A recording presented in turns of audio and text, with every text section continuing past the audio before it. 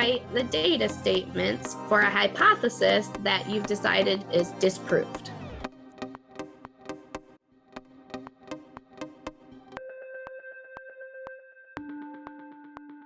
Hello, everybody. This is John Taylor, and glad to be with you again. And with me, as always, well, not always, but today is Sally Bawtinheimer, STEM educator at ETHOS.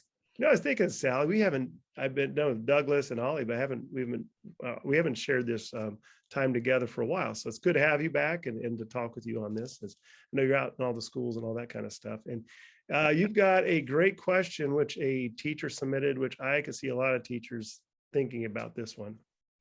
Yes, this is a question that we received when we were working at Kennedy over in South Bend schools. So the question is, how do you write the data statements for a hypothesis that you've decided is disproved?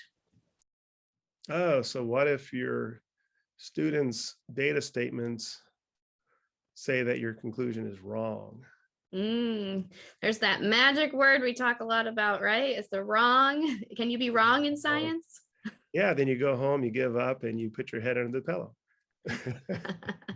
No, right?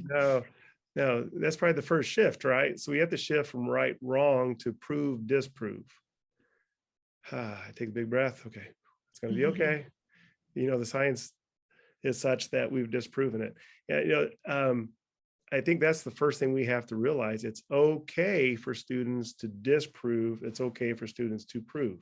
We're always used to, getting the right answer, but sometimes students, what they're doing would say that something else is correct, that our hypothesis was wrong. So that's okay. Right. Well, and it's uncomfortable for you as the teacher to, like you're probably thinking, when I teach science, like I want to teach them the right things about electricity, not the wrong things about electricity. And what we're asking you to do is to, not just think about teaching the right or the wrong things about a subject, but to walk through that process of observing and inquiring and learning through, the process and the experience. And through that, the kids will gain that knowledge that you are wanting them to acquire. So if you can let them walk down that road and, prove or disprove their hypothesis, they'll gain the knowledge without the pressure of you teaching them the right or the wrong content. Yeah, that's a good point, because we've all seen it where the kids are stressed out, or they're like disappointed, or they're sad because something went wrong. And really in science, that should never happen. In fact, I love that expression, failing forward. That would be a great phrase to have in a classroom. We fail forward. We were at a conference in DC, and I saw the T-shirts, which failure is not an option for Apollo 13. And it's funny because I was watching a YouTube video of the individuals who are involved with the NASA program. They say that is completely not what NASA does. In fact, their phrase really is fail quick, fail often, and then we learn, and that pushes progress. But right.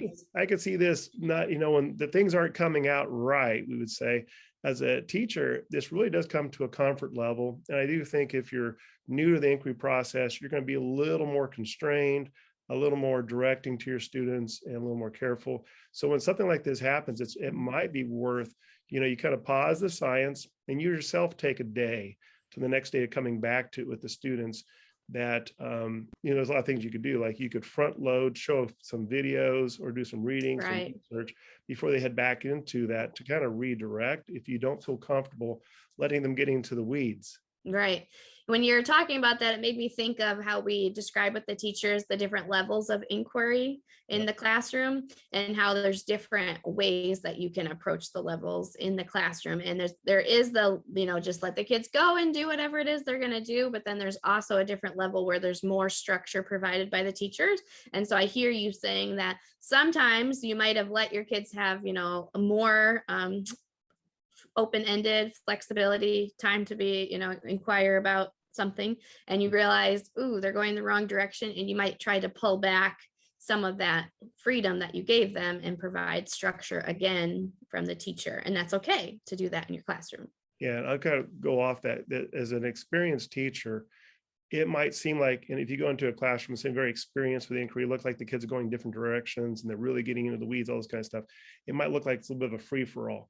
And I'll tell you, it is just the opposite of that. Is that for students to get to a point where they can do investigations in, you have really worked with the students, you've really trained the students to get into that. If you're not at that point, you're going to be a little more guarded, and you probably should be, to be a little more comfortable.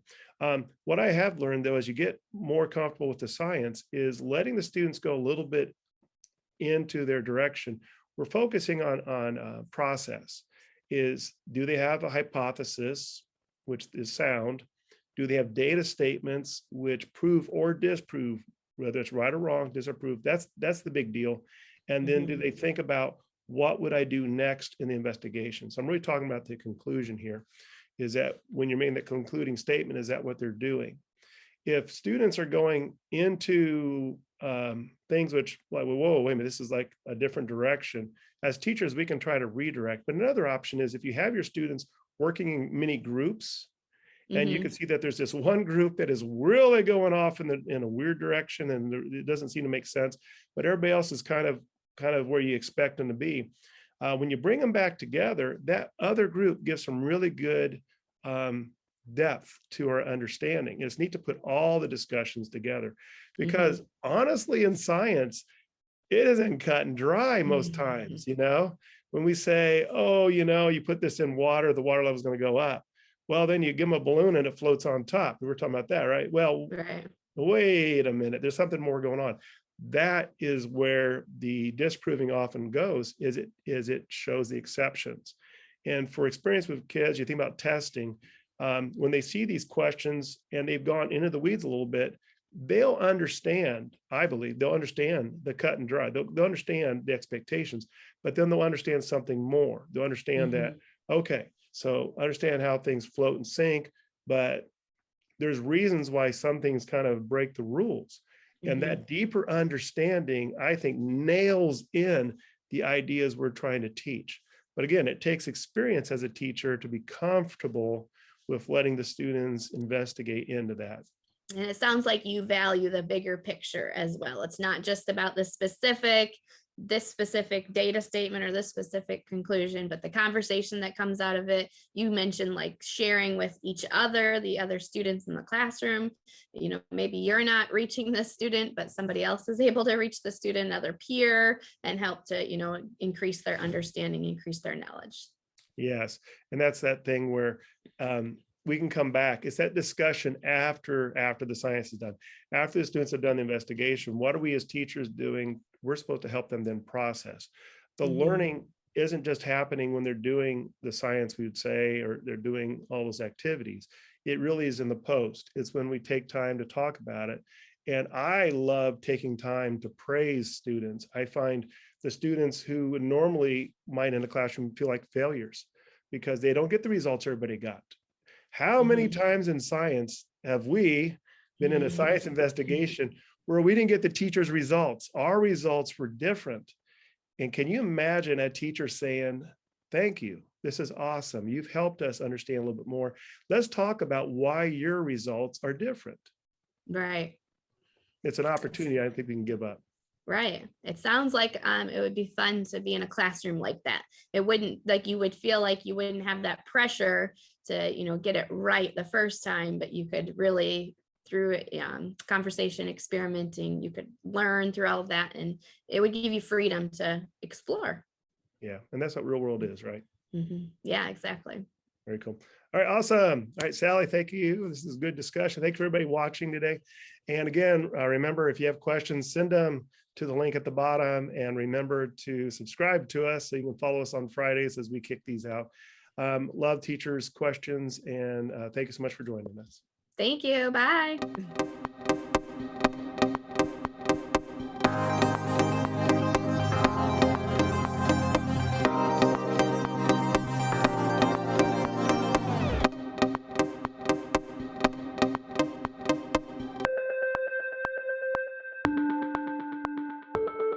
We're excited to work with our amazing partners at Kennedy Academy.